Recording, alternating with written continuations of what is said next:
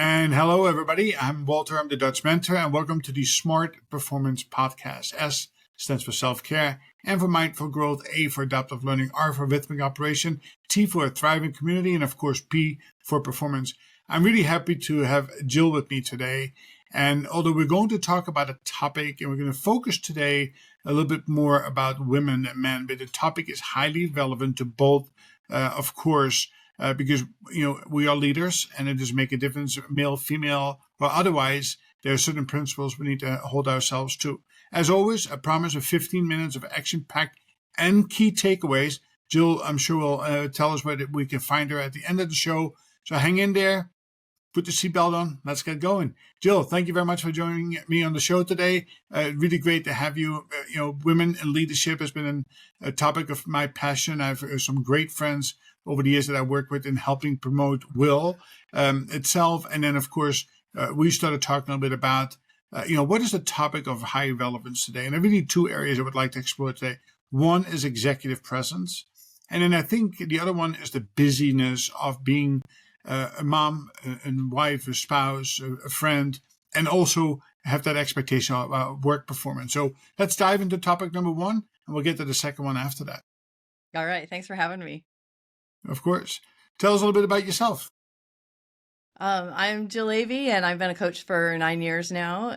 Before that, I was in the corporate world, and I rose up to the VP level in marketing, and I was the number 3 person in the company leading all the departments that were customer facing. So I know what it's like to be leading all the teams and, having all the pressure to bring in revenue. And so that's something that I bring to my coaching, is the real practical nature of it, as well as the leadership aspects, which is really about who we're being as we're doing the things that we're doing in our jobs. Good.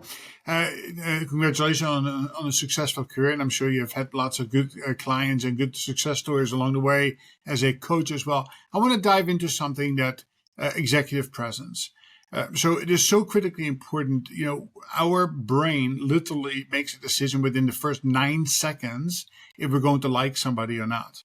Yeah. We know that in politics. We know that in everyday life. So how we show up is so very important.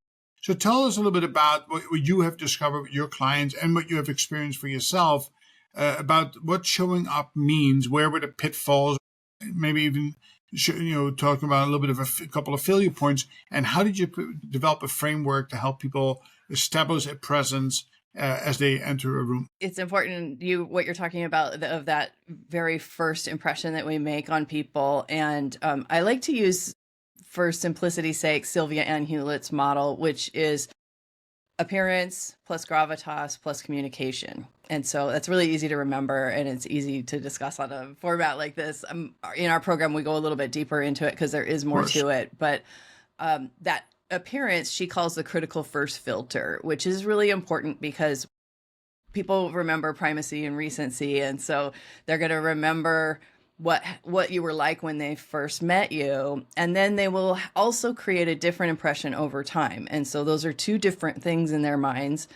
And so it's not all lost if we made a bad impression in the beginning, but if we can control that and, make the best impression that we can, even better. So we want to make sure that the biggest thing to care about is polish. Because it doesn't really matter. There's some advantage to being tall and male and some of these things and straight hair and some of those things that matter less and less now. The good news is that in the recent years, those kinds of outward appearance things have taken more of a backseat to authenticity and what kind of person you are, and integrity and things like that used to be lower. So she redid her research recently and found some real changes had shifted there. But appearance is still going to be the number one, that first filter as we were talking about. So if we think about polish, no matter who you are, even, what weight, what, ethnicity, male, female, what your hair looks like if you have no hair, and it can, we can all have polish. And that's the thing, that it shows people that we care about ourselves, and therefore it telegraphs that they should care about us too. And there's also an energetic component about how you carry yourself. And that's the piece that takes internal work. That's the inner work that you have to do that shows on the outside. And when you walk into a room and you feel like the leader, you feel like you belong there, you feel like it's natural for you to take the reins or the stage or, whatever that is, then you're going to come off differently to people than if you come, if the worst case scenario is you don't pay attention to this at all. You're not caring about your appearance. You slouch in and sort of hide, and there are leaders that do this who haven't actually promoted themselves to the level that they're at in their own minds. And so these are important steps that we have to make as leaders to make sure that we have that presence that's appropriate for the level that we're at. So interesting enough, the first thing that comes to mind is imposter syndrome, right? Is that, when I work with people, I say, if you walk into a room and you're in awe of the people that lead the meeting, then you're not part of them yet, right? You have some work to be done. And often we say we need to start thinking about our own internal institutional self-awareness and really feel like a sense that our value brings something to the table. So I belong here. Yeah. Now I want to take one step back because you said I'm walking into the room. Well, that was pre-COVID. In the 21st century, post-COVID age, sadly, most of the first, second, third interviews before you go into a boardroom meeting are done virtually. A lot of critical meetings are done virtually speaking once you have obtained the role. How can somebody still have an executive presence, but in a virtual setting? It's really all the same principles, but there's a couple of extra things. One of the things that, first of all, be on camera, because so many people will attend meetings and never come on camera. Well, nobody can get an impression of who you are and what you stand for if they can't see you. And so that's important, at least for part of the meeting. It depends on the culture and the nature of the meeting. We always want to kind of calibrate our executive presence to the culture that we're in. So for some cultures, wearing a hoodie is going to be perfectly acceptable and the standard. The CEO is going to be wearing a hoodie, but in another culture, they might be wearing a suit and a hoodie would be completely inappropriate. And so we always want to adjust that way. But a lot of times just thinking about your appearance on screen, it's different. Are you well lit? Is your face framed in the view? Some people will, have just their head is peeking out, and you can't have executive presence if they can only see your face or part of your face, and so really taking a moment to think about that. What does your background say? Maybe you have a virtual background, but maybe you don't, and taking some time to think about how your environment is designed around you. It's really important because these are all things and cues that help people to decide, how much they can trust you. And that's a really important thing. Yeah, I think that's the word to hit the nail on the head, right? Trust. It is that if I cannot formulate that opinion, and sadly we do this very, very quickly, then how can I establish trust? And if there's no trust, then there's really not much else that comes after that. So we have a good presence. We're walking in with our broad shoulders back. We're upright. We dressed well. Now, of course, we need to articulate. We need to talk. What is it that you would recommend? Because a lot of people feel nervous about it, especially when they are around other peers or next level up leaders, that what should I say? How can somebody establish that type of a presence, and what kind of things should they talk about? Should they ask questions? Should they make statements? Should they, how can they best articulate in the pre-meeting, so to speak? I think that this is such a good question because a lot of my clients will come in, they're going into like high level senior meetings. And, when they first start doing that, they can be kind of intimidated. What do I have to contribute to this meeting? And it's important that you say something during the meeting because people need to get that impression of you. But we don't want to say something just for the sake of saying something. And so there are times when you don't have anything smart to contribute. And in those times, I think that's the most difficult situation. It's probably easier if you can, add in something from your area of expertise and something that's going to help the team. That's kind of the more obvious way. But when there's not something obvious, one of the things that you can really do that's super helpful is to ask important questions. The way we ask questions can make us look very smart. And a lot of people will hold back from asking questions because they feel like if I ask a question, it shows I don't know something. But often questions can be elucidating of, helping the group to understand the topic that they're discussing, helping them see what they're not discussing, things like that can be very helpful to the whole team. And when you're the person that's helping the team along, that still puts you in a very good light. I love that. And being prepared, coming into the meeting, trying to understand the topic and the people around the table. But you still able to hear me okay? Okay, something happened, Allison. It is when you're around the table that you still have the ability to ask a really good, pertinent question. You're spot on with that. So let's say you are now a female of smaller stature, and you are one of the few people in the room that around the table. How can you not? How can you still have that physical presence? What adjustments can you make to still feel that you are part of that team and part of that conversation, and not, you can't be pushed out? And again, people can be cruel, especially in the boardroom, right?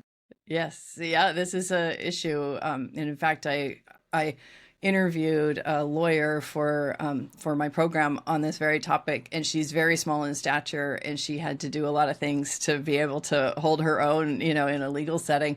And so some of the tips that she gave us that we can go off of are one of the things that women will do in a meeting is sometimes we will shrink ourselves, and we'll literally pull our body in and hunch over kind of.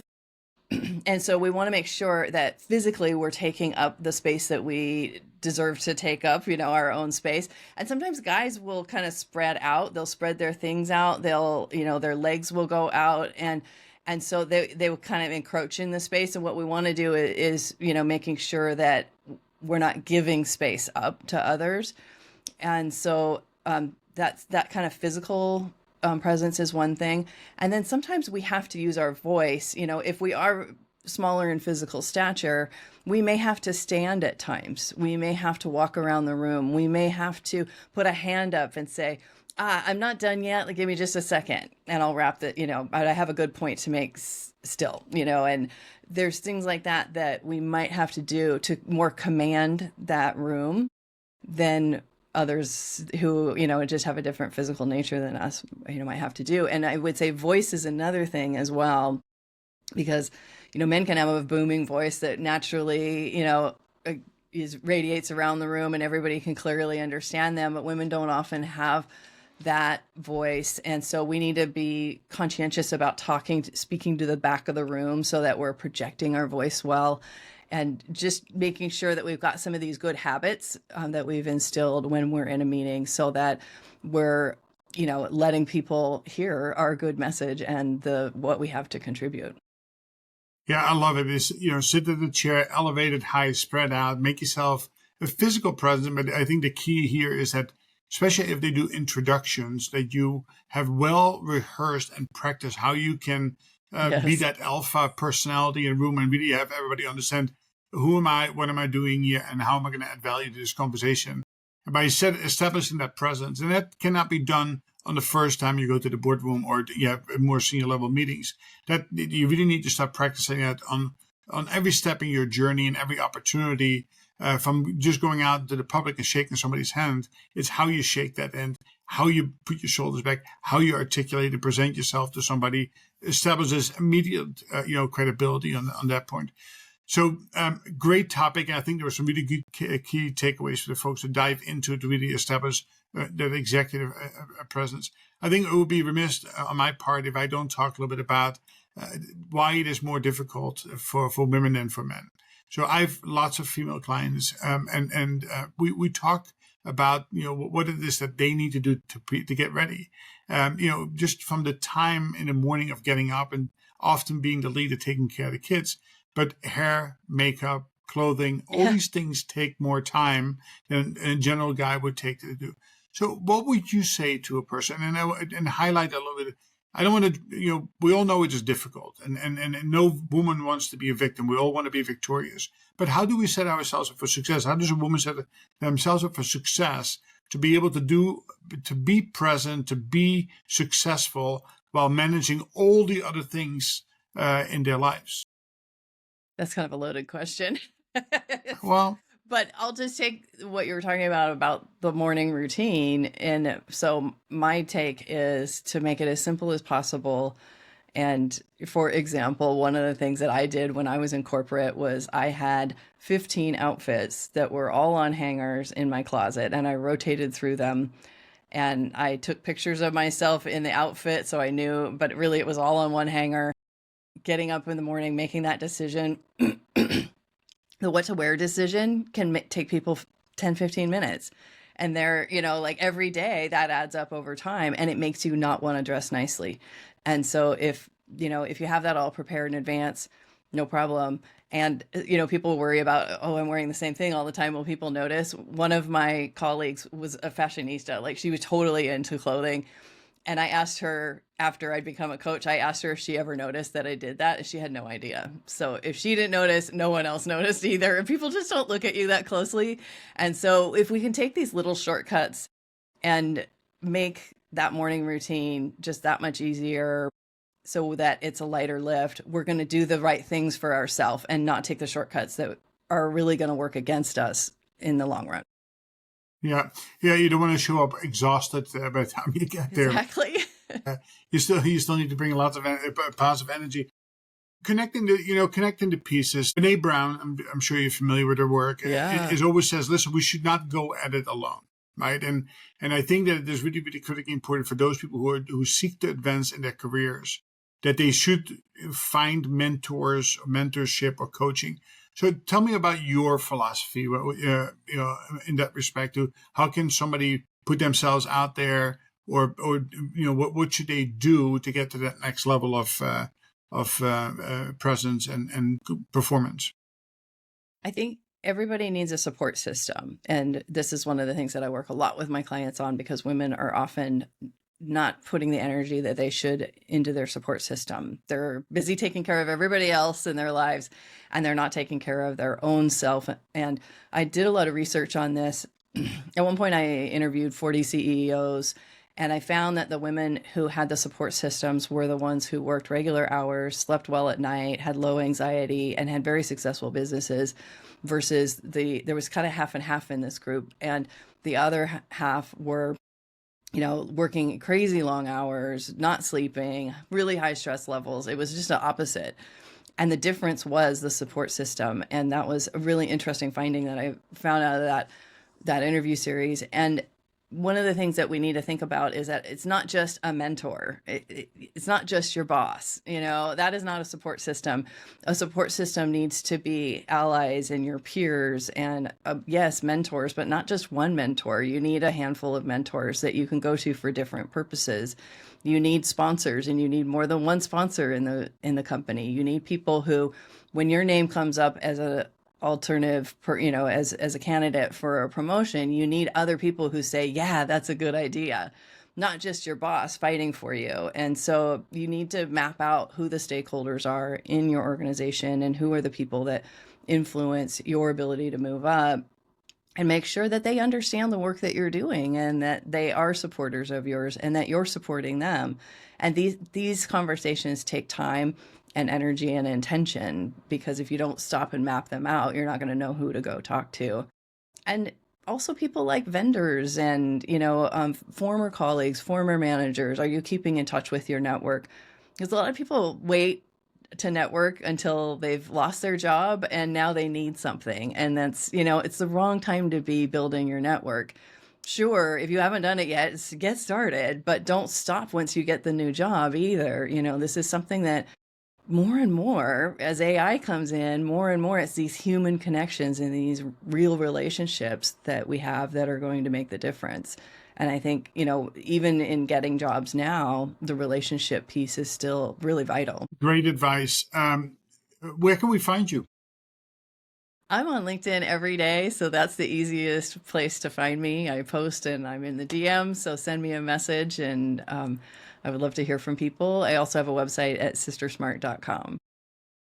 Excellent. Thank you very much. And what is your closing thought for the audience today? I'll leave people with the thought of, you can always be more than you are today. And that we all have room to grow, and we can all do more.